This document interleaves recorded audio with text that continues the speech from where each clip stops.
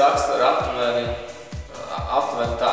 Nu, man it kā viss apmierina, viss ir ok, bet es tur redzēju tās bildes no fitness modelis un visādas tādas. Un man it kā liekas svara nav, bet gribas veidot tās formas un tas vēlmu saraksts aptuveni šādi.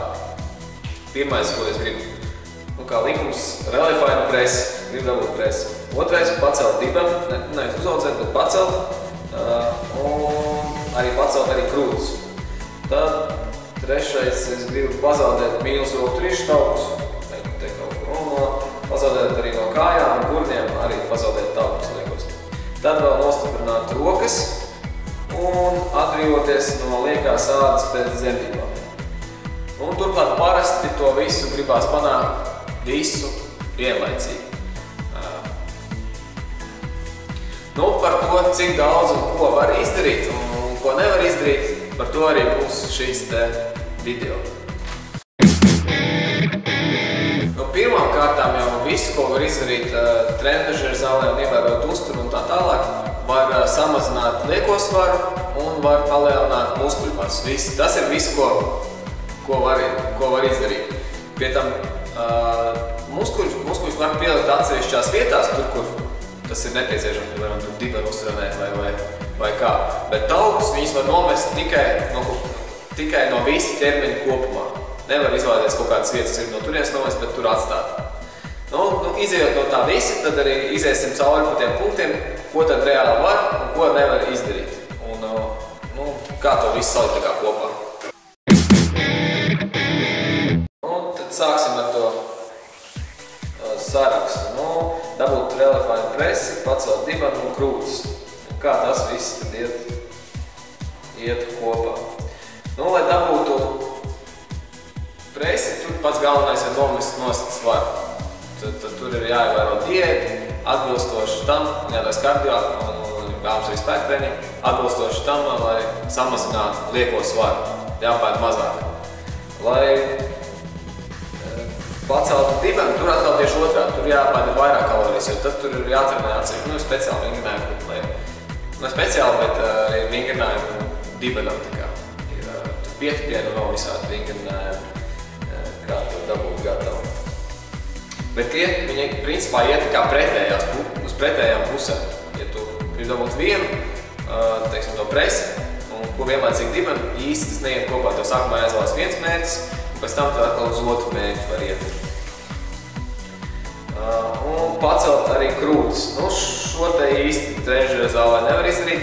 Tām sievietēm, kur tu redz, ka viņām ir laba presi, piemēram, tās fitness modelis, viņām ir izteikti presi, tur tā, ka pilnīgi vēni nāk ārā jau pa vēderu. Un tad ir tāds liels apaļs krūtis. Tie ir silikoni, tas ir uzreiz ir skaidrs. To tā nevar panākt. Tā ir ķirurģiski iejaukšanās tikai. Tā kā jāievēro tāds kaut kāds balanss starp to. Personīgi man ir godīgs, teikšu, ka man meitenei nepatīk tā izteikti presi, liekas tā bišķi creepy. Bet tas, protams, ir atkal galvas jautājums, tas ir kā kuram.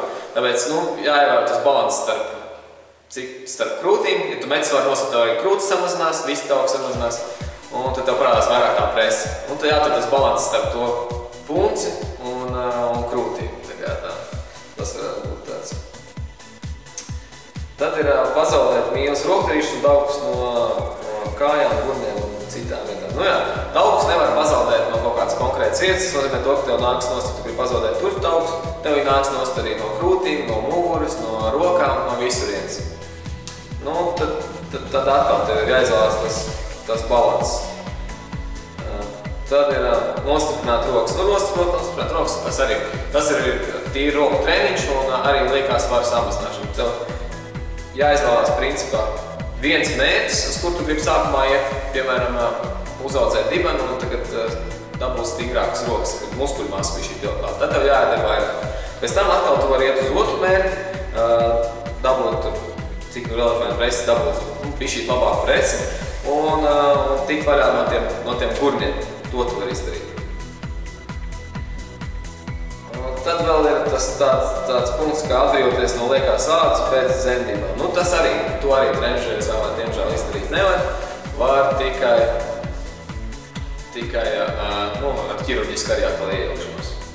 Un to visu tā kā beigās saliekot kopā, tad, jā, trenižera zālē var daudz ko izdarīt, var uzlabot savu formu, bet tas viss arī nav tik vienkārši process. Tas ir daudz sarežģītāk nekā piemēram, cilvēks, kurš vienkārši nomest lieko svaru. Tur ir skaidrs, vienkārši viņam ir diēta, viņam ir treniņš, un viņš iet un lēnām pamazām 2 kg, 4 kg mēnesī, viņam nāk nos tas svars. Viss progress ir skaidrs. Bet šeit tas ir bišķi sarežģītāk, bet arī, protams, daudz ko var panākt arī ar treniņiem. Arī no ģenētikas atkarīgs, kādai meitenei tur viņai augšā vispār nav nekāda liekā svara, bet tad atkal lielas kājas ir. Tā ir ģenētika, tur diemžēl neko tā īsti arī izdarīt tā kā arī nevar. Bet, cik var, tik dara. Iron Gym.